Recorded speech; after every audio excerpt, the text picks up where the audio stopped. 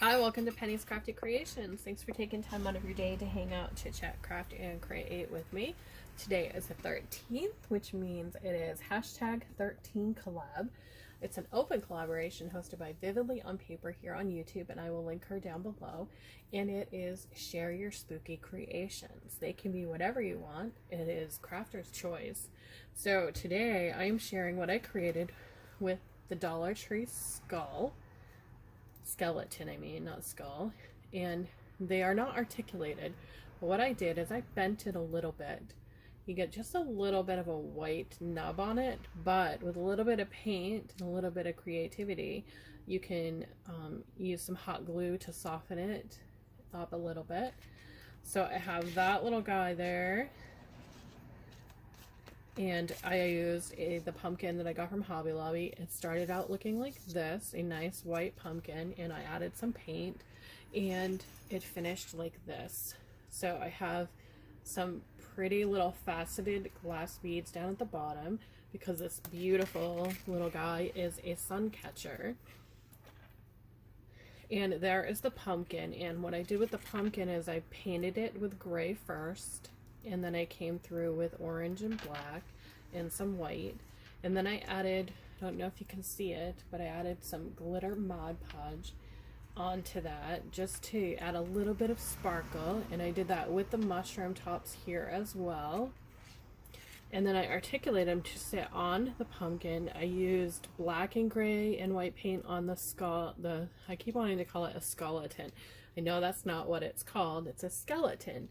But in my mind, I just want to keep calling it a skeleton. So the skeleton, I added some Mod Podge onto that as well after the paint had dried.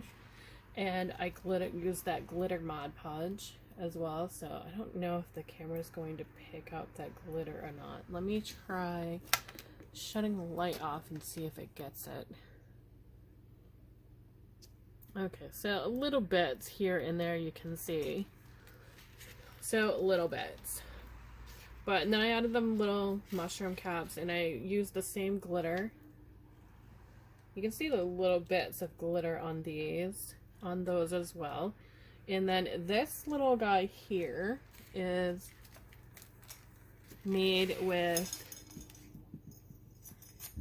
one of these little pretties and one of these straws. So what I did is I added some glue in here, and then I just threaded that pretty little thing till I got the right height that I wanted.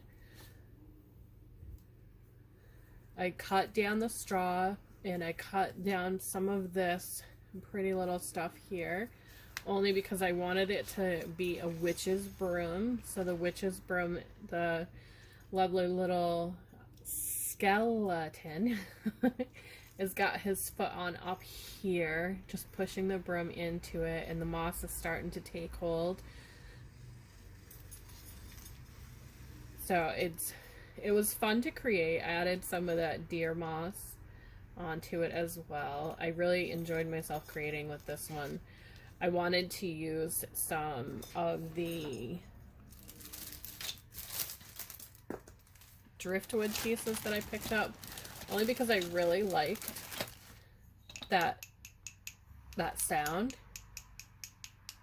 and I thought having it hang in a window, if a breeze hit it, you would kind of get that little knocking sound. But when I tried to drill a hole in it, it caught on fire, so that did not work. So we went with these gems instead, and I'm very happy that I did go with these gems. I really like the look. And the faceted stones are glass, and they're kind of multicolored. So you get like an orange on one side and a blue on the other. So when the sun shines through them, the effect is really, really, really pretty. So that is my creation, and if it is still available, it will be on my website, and I'll link that down below.